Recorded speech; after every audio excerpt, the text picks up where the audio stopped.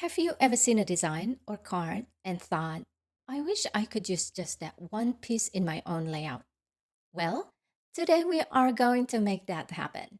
Hi everyone, welcome to my little studio. If you want to hear, my name is Lydia from Lydia's Scrapbook. In the last video, we learned how to blend elements into a photo so they feel like they belong. Now, we are flipping things around. I will show you how to pull something out of a card or image, like this pumpkin, and turn it into its own digital element. Before we dive in, I'd love to know, what's one element from a card or photo that you've always wanted to turn into a digital piece for your layout? Drop your ideas in the comments. I can't wait to see what you come up with. Let's start by opening the card or image you want to use. For today, I'm using this pumpkin card from the Pumpkin Season Kit by Mystery Scraps. I love this card, but for the layout I'm making, I only need the pumpkin itself. So we are going to extract it and turn it into a standalone element. There are a few ways to do this in Photoshop, but my favorite for clean shapes like this is the Object Selection tool. It works great on simple edges like a pumpkin, though not as well for tricky things like hair. This way we'll get nice crisp edges and can refine them if needed. So grab the Object Selection tool from the toolbar. It is nested together with the Quick Selection tool and the Magic Wand tool. In the tool options, click Add to Selection icon and also check Sample All Layers and Hard Edge. For the selection mode, get the rectangle. Then on the document, click directly on the pumpkin itself. Next, in the tool options, click Select and Mask. Over here, as you can see, it's already did a really good job. Here in the Properties panel, we'll adjust a few settings to make our cutout pumpkin look its best. Take your time experimenting with the sliders. Small tweaks can make a big difference. And don't worry if it's not perfect on the first try. And as you can see over here, we are given two options for refine mode: color aware and object aware. Color Aware focuses on the colors in your selection. It's perfect for simple shapes with clean, solid colors like our pumpkin here, especially when it stands out from the background. Object Aware is a little more advanced. It recognizes shapes and boundaries, which makes it better for objects with shadows, highlights, or more complex surfaces. For our simple pumpkin on the card, Color Aware works perfectly because it has sharp, clean edges. But if you are working with something more detailed or textured, you might want to switch to Object Aware. So here, I will leave the radius to 0 pixel. And for the global refinements, I'll put 60 for smooth, set the feather to 0 pixels, and I will set the contrast to 50%. And for shift edge, I will set it to 34%. I will also check decontaminate colors. And for this project, I will set it to 100%. And then set the output to new layer with layer mask. And then just click OK. Now, if you want to refine it a bit more, you will notice area that need cleaning up.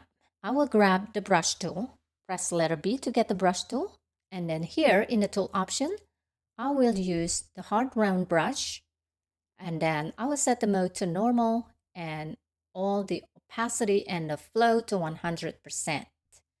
And this one, I don't need cleaning up that much, but what I'm going to do is I just want to erase a little bit of this area right here. I'm going to use black because I need to conceal part of the area of the background. So I'll press letter X and then I'll just cleaning up this area right here. It's not actually that much. It's actually pretty good cleaning up everything. So yeah, and this is good. Everything looks good.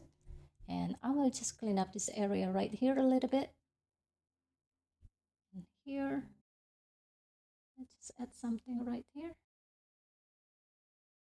If you are using Photoshop Elements, start by selecting the Auto Selection tool from the toolbar. In the Tool Options, click the Add to Selection icon, and then select the rectangle icon.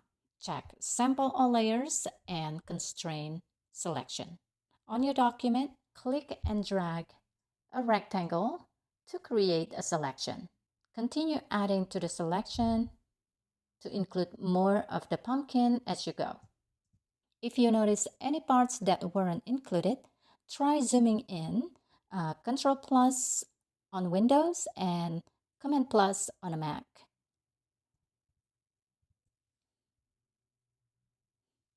And then click and drag over the area you want to add to the selection.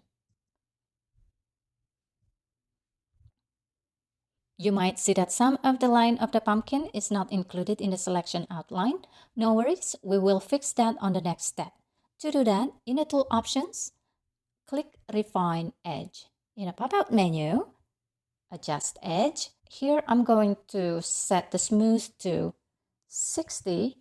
I'll set the feather to 0 pixel, and I'll set the contrast to 70.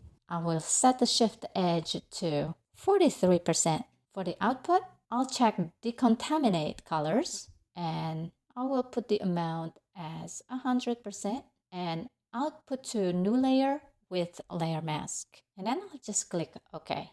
Get the brush tool, or press letter B to get the brush tool. And if there is something that you want to include, like part of the pumpkin right here, or you want to erase some of the background, like over here, you can use black to conceal the background. So I will click on the layer mask thumbnail over here, and then just paint over the area right here with black. And also right here. This is really small. You probably don't even need to do this. All right. And then if you want to include some of the black line right here of the pumpkin, press X. So white will be the foreground color. And then just paint right here to include more of the black. Don't worry if it takes a few passes. The great thing about layer mask is you can always adjust as you go. Take a moment to zoom in and really see the edges. Little tweaks here make a big difference in how clean your pumpkin looks. So I think this is good enough for me. Now, when you are happy with the results, right-click on the thumbnail of the layer mask to get the pop-up menu and click Apply Layer Mask. And now, I will just delete this layer at the bottom since we don't need it anymore. Now, our cutout pumpkin is ready to use on your layout. And here is how I use the pumpkin cutout in my layout. The confetti and gauze I added give just enough extra flair to make the photo feel festive. I hope you enjoyed this video as much as I enjoyed creating this tutorial for you. See you next time in another video, and until then, keep on scrapping.